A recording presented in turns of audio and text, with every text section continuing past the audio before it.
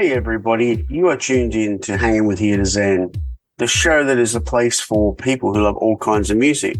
We really hope you enjoy your time with us today. Make sure you hit subscribe if you already haven't, and hit that notification bell to be kept up to date. We would love to hear from you over on our social media platforms, so just search Here to Zen and you'll find us. Lastly, could you leave us a review on Apple Podcasts, Spotify or Google Podcasts, or wherever you're going to be tuning in from? Those reviews help other people to find us, so we appreciate the reviews and the support. Thanks so much for tuning in.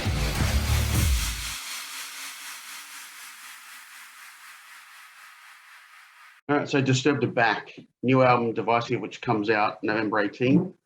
For me, it's like just another huge slab of ass kicking that the world needs right now. We're lucky to have lead vocalist David Drainman hanging with Here to Zen today. Thanks for your time, David. Of course, thanks for having me. Like I said, it's a figurative and literal ass kicking, so congrats on the album. I think it's what the world needs right now. They need a little bit of common sense and a little bit of a wake-up call. What did you want to convey yourself? Yeah, it's a mad world, and it's got a lot crazier over the past 2-3 years, that's for sure. The pandemic was not kind to anyone, and everybody that was already crazy got a whole lot crazier. Excuse me a second. Woo! Bless you. Nick.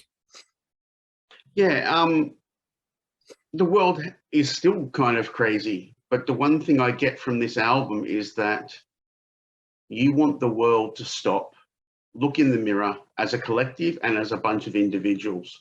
Where do you think we need to head for the future, not just in terms of for our own sanity, but our own safety? It's already endangering our safety. We're seeing that happen in real time all over the world too. I don't know. What I do know is that it needs to stop. The behavior needs to stop being rewarded, and it needs to stop being incentivized.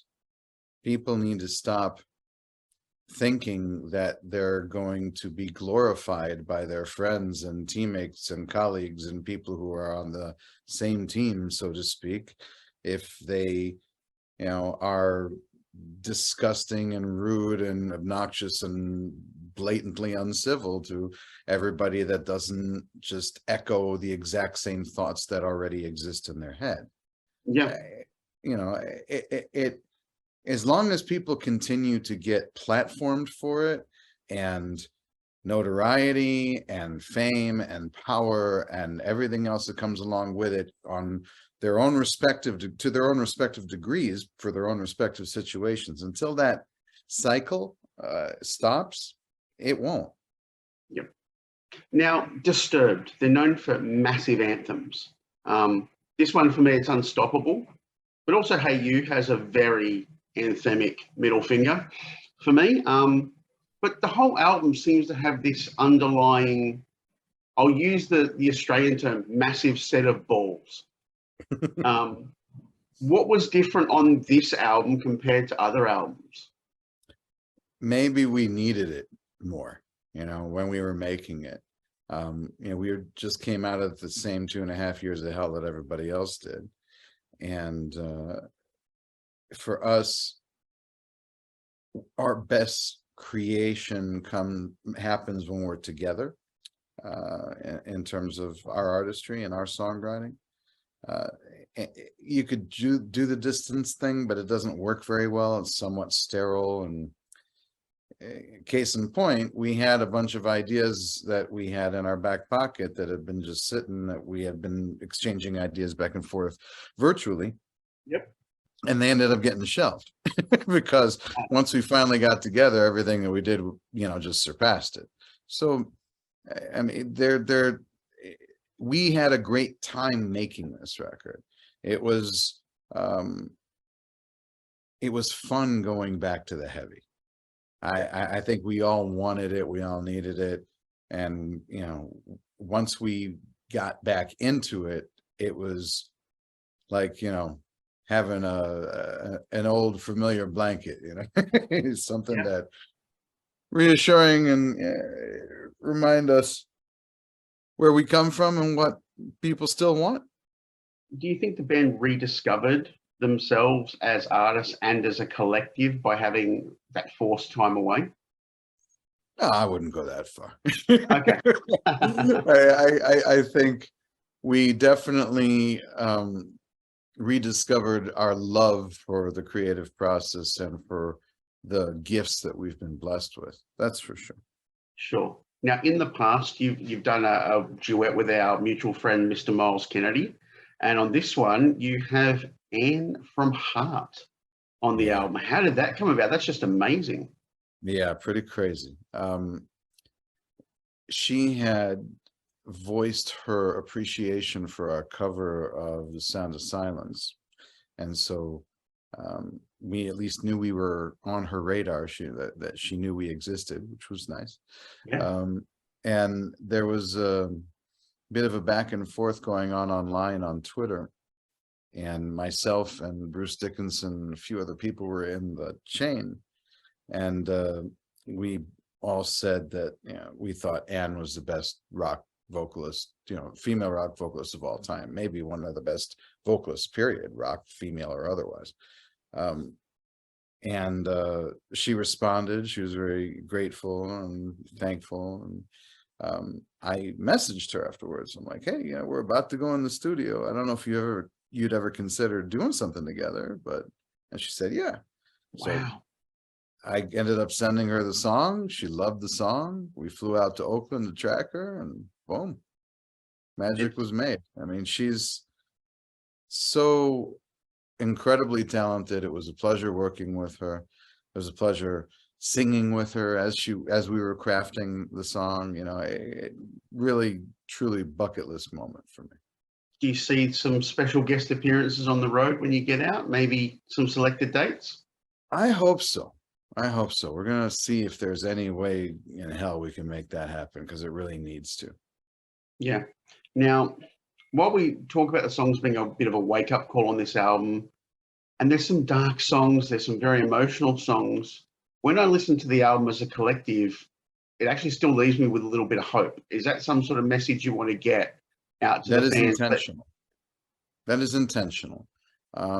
That's kind of why the album ends the way that it does, right? Yeah.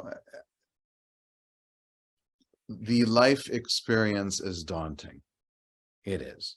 Yeah. And there's nothing that sells better to people than fear. Yep. They're just, they love it. It's their favorite thing to click on. And it can be overwhelming at times, and sometimes you just need the right therapy. You need the right release, the right departure from the little prison you're forced to keep yourself in at times. So it can be incredibly helpful. I think I'm going to label you, unfortunately, David. I'm going to call you the dad that has sent the world to their bedroom to think about what they've done. They've been naughty, I'll tell you that. Yep. So get off my lawn, Get off my lawn, world. Okay, so the band has sold over 17 million albums throughout their career, and now we have this wonderful new statistic, streaming. What does streaming mean to Disturbed as opposed to physical album sales? Means the same thing it means to everybody else, and that's a revival of the music industry as we know it, as a result of it. You can't fight technology, and technology came and it steamrolled over everybody, and there are people that rolled with it and people that fought against it and got crushed. I mean, that's whether we're going from CDs to MP3s, MP3s to streaming, and now, out of left field, here comes vinyl. Whoever thought that would, in a million years, resurge, but it did. But yeah, I mean, people need to realize that the very reason why these music companies and the bands that are assigned to said music companies still have a business is because of streaming, period. Yeah. You know, and so it's definitely a different environment as far as coming out with your first week numbers is concerned, because before it used to be physical sales, then they would separate physical from digital and digital from streaming, and now everything is combined. So when we go up against, you know, I don't know what it's going to be, the third week, I think, of Taylor Swift's record. Yeah. I'm not sure we can beat it, even in the third week. You know, it's the biggest pop artist in the world, so we'll see. There's her, there's Nickelback, there's the Bad Bunny record that's been up there all damn year long. Guy is unbelievable. He's taken over the world. It's crazy. I've never seen such a thing. Incredible. So yeah, we'll see. We'll keep our fingers crossed and do what we do, and hopefully make a nice resounding statement for the rock world. And with that statement, is there going to be Australian dates in 2023? I hope so. I hope so. We're still, it's a moving picture, our touring, you know, plans. So we're still trying to finalize everything. And I hope we do get back there. I love the Australian crowds, and I love Australia in general. My wife loves Australia. She keeps, you know, saying, "Oh, when we finally get the chance to retire, we're going to move to Melbourne." She loves it. Perfect. I'm going to let you go today. We're all limited on time, and you've got probably a bunch more press to do. So what do you want to leave us with today? No, just I hope everybody gets to finally enjoy what we've been waiting so long for them to hear. I think this is a very soothing sort of element in a very, very chaotic world to be able to partake in this record. Perfect. So, ladies and gentlemen, the dad that has sent the world to his room, David Drainman, thank you for your time. Of course. Thanks for having me. Thanks. Have a great day. You too.